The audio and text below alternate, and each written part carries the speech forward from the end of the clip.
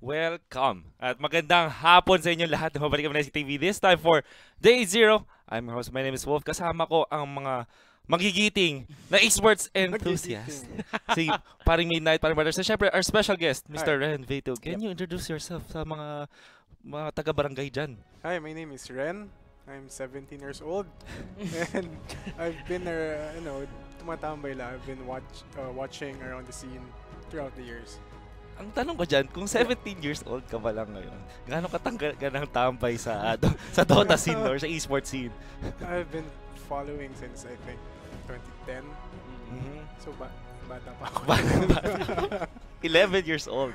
Ayan. Pero syempre si Boss Ray sa mga expert sa esports din be joining us today. We are gonna talk about, by the way, sa MDL Changsa results. We're also gonna talk about mga nangyari, mga upcoming na tournaments natin and the meta itself. So, let's start with the MDL Changsha Major. Isa na namang major at ang nanalo, once again, is LGD. Yep. Anything you can say about this, very strong Chinese team? I think nakadagdag sa confidence sila yung past winning nila ng Epicenter. Kasi yung experience ng LGD, nakita natin, it showed do sa Epicenter. They were able to beat teams like Liquid na supposed to be tournament nila yun eh. That's Epicenter, that's the tournament for Liquid. And sila yung Grand Champions doon. And dinala nila sa MDL Changsha na parang, hindi lang fluke yung Epicenter natin. Talagang papakita, especially FY, pinakita nila na they were superior in terms of everything, lalo na nung Grand Final. Yeah, I think LGD wants to prove something. Kasi lalo na ngayon, this event was in their home place. The past two events at China, they finished as runner-up. And for the first time ngayon, they finished as the first place, redeeming themselves. Kasi we know that this is something very big, especially to their fans. Oh. And Sige, go ahead. yun nga, one of the things kasi na napansin ko is kung paano na-break nung mga current Chinese teams natin, yung mga puso ng mga fans nila. Kasi may napanood ako kanina ng documentary na Chinese people are really, really mad about Dota. And kapag ka may event, they will go to it. I've been to WestG, I've seen the fans, talagang passionate sila. And to be honest, kapag ka nakikita nilang natatalo yung team nila, parang may ano talaga eh, may kirot sa puso nila eh. Hindi sila yung simpleng fan na dito sa Pilipinas parang kapag manalo-matalo basta may magandang ginawa, sigaw eh. Doon talaga sa kanila. So parang patriotic sila sa sarili nila ng Dota. So maganda. Kasi parang naalala ko nung mga panahon pa ni FY, ni 71, nung TI, especially DTI years. Pag natalo talaga yung Chinese teams, it's not first place, second place, third place that matters. It's always the championship para sa China. Parang it's either you win it all or you win nothing at all. Parang ganun ang kanilang mentality. Pero we're gonna talk about the championship recipe of LGD maybe later. Pero sa ngayon, merong isang storm na brewing dito sa ating scene. VGJ Storm.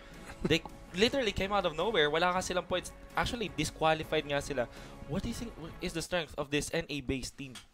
Oh yeah, I think it's more of parang kasi nakikita natin na it's uprising of the new bloods. Kasi every time na may bagong patch, nagbabago talaga lahat and may mga dala yun for these new teams. And especially VGJ Storm, lahat sila mga veteran players na eh. Kaya ang laking factor nung bago kasi tong team na to, hindi sila kilala at the same time, hindi sila masyado na-research gano'n. Yes, may time sila from the GASC na i-research yung mga teams, pero still, they're a fresh new team. So, no one actually expecting VGG Storm to go that far. Well, sa NA scene, they've been trending for a while kasi they've qualified through the NA qualifier in several tournaments. And we see sa event naman how versatile they can be. Unang-una, they have the biggest hero pool in terms of heroes banned. That's something kasi na I want to gauge a team's versatility not by the heroes they pick, but the heroes that the opponents ban against them. I see. So against Storm, the opponents banned out how many heroes? 43 different heroes. That's the most compared to 12 teams sa ating event. The next being LGD at 42. One thing is they use the 3 OP heroes. We're gonna talk about the meta later, but I think right now there's 3 meta heroes as declared by the bans. The first 2 are consensus. It's Night Stalker and Wisp. Yeah, ayaw. The third one, it's kind of low profile kasi na OP hero because hindi mo siya makita sa top na bans because it's a very special pick. Yep. On the other hand, it's something na makikita natin sa bans na under the right set of circumstances can be deadly. It's a Nature's Prophet. Yep. It has 35 bans lahat sa first phase. Mostly against Mineske actually. And Storm actually is a team that's able to use all three of them. And the fact yung NP, it only was played 8 times. It only won twice, 25% win rate. At yung isang win doon is through Storm. Wow. So, very interesting stats kasi parang may mga teams nga naman na naging successful sila depende sa meta. We saw that in the previous patches na meron tayo. Pero we're gonna talk about the meta maybe later. Let's get back to MDL Changsha. And what do you think is this championship recipe naman para sa LGD? We talked about VJ Storm, their success. How about LGD? Because we are seeing sobrang lakas ni Somnus, sobrang lakas ni FY. Yep. And nakakatakot silang team actually na kalabanin. Yeah, for me, ang difference sa kanila. Usually we see teams, you try to use the OP heroes, as we have said earlier, the Wisp and the Night Stalker. Surprisingly, LGD is a team that believes they can compete with their own strength. They believe they are strong enough as it is. So what they do is they ban Wisp and NS. Actually, they banned those two heroes 19 and 17 times respectively. That's 33% basically of the whole event. Sila nagbaban ng heroes na yon. And you see how good they are on their tempo and objectives. Because if you see the last hits, there's 12 teams in this event. They stand on 5th in last hits, which usually is a bad thing. But on the other hand, they're the first in kills and second in GPM. Oh. So they're able to translate. They're not necessarily farming, but they're able to take their objectives, they're able to take kills and then get something off it. Mas efficient ni pa nga kasi parang they will take less, last hits para mag-reach ang GPM. I mean, it's probably part of reaching a high GPM, but they're showing that it's not necessary to accomplish your goals. Yeah, speaking about that, yung sinasabi ni Ren na it's not necessarily high GPM kasi usually you see teams na magde-devote talaga ng isang team, ng isang lane or ng isang player na talagang bibigyan nila ng resources. It's not LGD, it's not LGD's playstyle. Talagang they go for the equal laning stage as much as possible, get all cores up. Kahit si Chalice, kahit medyo sacrificial yung mga hero niya, they make it up to parang binibigyan nila ng konting support for like 6 to the 8 minute mark, binibigyan nila ng konting support kasi iiwan nila. As much as possible, they want all lanes to succeed para magkaroon sila ng momentum into the mid game. And nakita ko sa kanila is sila yung pinaka-disiplinadong team. They're not going for objectives kapag hindi nila timing. They're not going for the rotations kapag alam nilang timing ng kalaban. Super disciplined ng LGD. Okay. Wow. Okay. Very interesting thoughts right there. Pero you talked about supports and yun nga, iwan yung lane and all of that jazz about supports. Merong isang merong isang standout na support panigurado sa LGD, very flashy player, FY, finally getting yung kanyang, sabihin natin, tuloy-tuloy na success. Kasi alam natin na malakas siya for years back, diba? Yeah. Kahit nasa Vici Gaming pa lang siya. If you look at the stats of FY ngayon, actually, laki siya nasa taas compared to other na mga supports. And ikaw Batters, what can you say about this FY God na nag-rise na ngayon sa meta natin? I mean, sinabi na rin ng LG sa Twitter nila to, Employee of the Month. As in, legit na Employee of the Month. Na, sabi kasi nila ngayon, the roaming rule daw was nerfed. But, sa ginagawa ni FY ngayon, on how he handles it, parang hindi mo nakakamdaman. There's this illusion na, okay, kapag umikot ako, hindi ko na makukuha masyado yung XP ko, yung gold ko because of the changes of the bounty rune. Hindi na siya ganun ka-prevalent ngayon na every 5 minutes na lang siya. But then again, hindi na like how you set the tempo for your team, yung Naga Siren play niya was super good. I mean, hindi mo mabigyan kung paano niya, hindi mo mabigyan ng description kung paano niya napapatakbo yung buong LGD squad. Kaya sabihin natin si Ame, kukuha siya ng isang super hard carry na hero na mag-online late game. Pero dahil sa ginagawa niya mga setup, hindi mo siya ramdam eh. Like yung Spectre nila, kapag nag-setup bigla si FY, yun yung makikita mo na he enables everyone to perform at peak performance. Mhm. And yun yung pagkakaiba ni FY ngayon sa mga ibang supports natin. Yeah. Speaking about that, sobrang na-point out nga ng mga analyst ng MDL, sobrang weird ng drafting ng LGD kasi usually you go for the one lane aggressor and one lane stabilizer, which is Naga Siren, Disruptor, yung mga ganong klaseng hero, but it's not LGD talaga. They don't draft heroes like that. Pero sabi nga ni Butters, kahit Naga Siren yan, Naga Siren na sa lane stabilizer, pero you see him equalize every lane. Talagang magro-roam siya pag kailangan siya sa lane niya. Kaya that's why laging na-establish ng LGD mga lanes sila, lagi nagiging successful si Maybe, si Chalice, si Ami, kasi lahat ng lanes sila suportado na FY.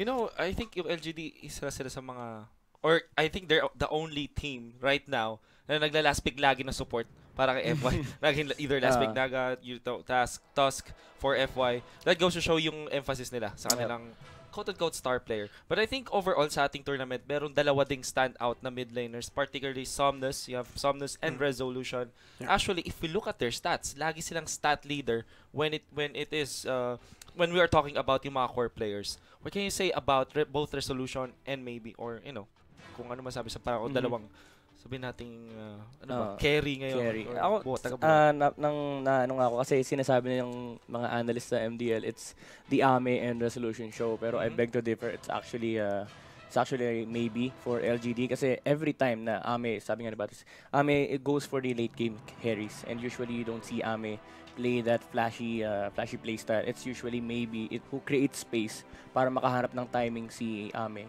Kasi parang hindi siya AME pag wala si Maybe. Parang let's put it that way. Hindi makakalaro ng ganun si AME kung hindi naglalaro si Maybe ng ganun. I think it goes naman din sa lahat ng teams. Yeah. But on the other hand, maybe kasi enables them kung ngari, LGD is one team who can pick Queen of Pain. Because they're 3-0 with Queen of Pain, 100%. You may think that it's tatlong games lang yun. But on the other hand, Queen of Pain was only played 6 times in this event. So, basically, kalahati ng games at lahat panalo is because they can enable maybe using Queen of Pain off the draft. Another thing is, Resolution naman, I think maybe also top in KDA.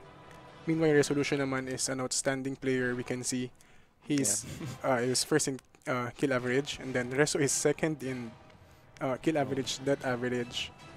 Actually, ito interesting stat, by the way. Papakilala ko sa'yo. Kill assists per life. Ito yung mas, in short, hindi ko na-explain kung ano yung mathematical equation, but in short, it is a more accurate way para pakita yung KDA average mo per game. Kasi hindi pwedeng yung i-add mo lang lahat ng kills sa minus mo lang. Hindi naman siya nag-uusapan yan. So, yeah, he is. Kung usapang pagalingan ng performance, pababa ng deaths while you're getting kills, first nga naman dito si Somnus with Resolution 7. May factor din kasi ata yung every kills per death. Kasi iba yung calculation ng 3 kills, 3 deaths sa 3 kills, 1 death, tapos 2 beses ka namatay sunod. Correct. Ganyan. So, overall, talagang makikita mo na sabihin na natin hindi naman talaga ganun ka-reliable mga stats per se. Pero if you can see them constantly na ganito nagpe-perform, iba talaga yung masasabi mong dinadala nila sa table. That are ano ba? Kayo ba meron ba kayong ibang other na standout performances dito? Others we're talking about MSS kanina. MSS para sa akin he couldn't really keep up with FY in terms of the fourth position support role. But I do think na yung mga nagagawa niya nag-build up yon to VGJ Storm going to the finals. And alam mo yon na these supports really have this thing na kailangan magaling din yung fifth support nila to enable them to have this good game talaga na matatawag na they don't have to buy wards and basic naman na yun. But still, knowing the fact na yung mga supports natin dito, FY, Xnova, yung sino pa ba? Si MSS tsaka si SVG, having this certain synergy between them, mga parang na-enable nila yung sarili nila na, ito, gagawin mo. Pagka nalagay tayo sa alanganin, ako na bahala maglabas sa'yo dyan. Parang ganun yung pinaka nangyayari ngayon eh. So, talagang tingin ko, supports talaga, they should work as one sa galaw natin ngayon. Support duo. Kumbaga, napaka-importante. Well, we can, I think, for MDL Changsha, merong mga, sabihin na natin medyo umangat din yung level of play nila. Particularly Newbie and Vici Gaming. For the past few tournaments, hindi natin sila nakikita nag-perform. Lalong-lalo na yung Newbie. Actually, lagi nga sila natatalo-talo. Hindi sila umabot ng playoffs even. This time, umabot sila sa 4th place. what can you say about these teams? And especially, if you tie it up, kailangan nila mag-perform with their Chinese teammates na rin. Ay, Chinese, co-Chinese teams na LGD. I believe newbie needs the kumbaga parang kailangan talaga nila mag-level up kasi kung iisipin mo delikado yung ano nila yung standing nila sa DPC, True. especially this road to TI, ilang months na lang tayo from the international kaya